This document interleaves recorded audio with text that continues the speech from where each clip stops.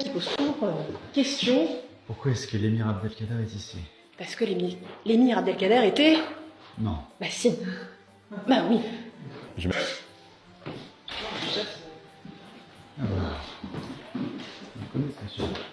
Une antichambre avec un portrait qui pose toujours question. Pourquoi est-ce que l'émir Abdelkader est ici? Parce que l'émir Abdelkader était... Non. Bah si. Bah oui. J'imagine que vous voulez visiter le temple. Est-ce qu'on peut rentrer dans le temple?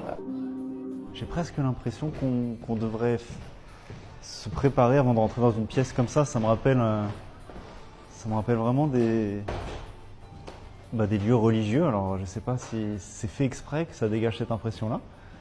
On peut y rentrer comme si on rentrait dans une pièce normale. Sinon, on reçoit aussi les représentants des grandes religions, des grandes fédérations. Au même reçoit titre. aussi les grands maîtres des grandes obédiences. Et visiter le temple. Est-ce qu'on peut rentrer dans le temple? C'est ton rôle? C'est mon rôle cette année. Donc en général, tu passes des bons moments ici. Bah quand même. Ouais. C'est quelque chose dans lequel on s'engage à venir 2 fois par mois. On paye une cotisation annuelle. Si on s'embêtait trop, non, on arrête. Et c'est très simple d'arrêter la maçonnerie, il suffit de dire qu'on démissionne et c'est terminé. C'est pas du tout l'image que j'en avais.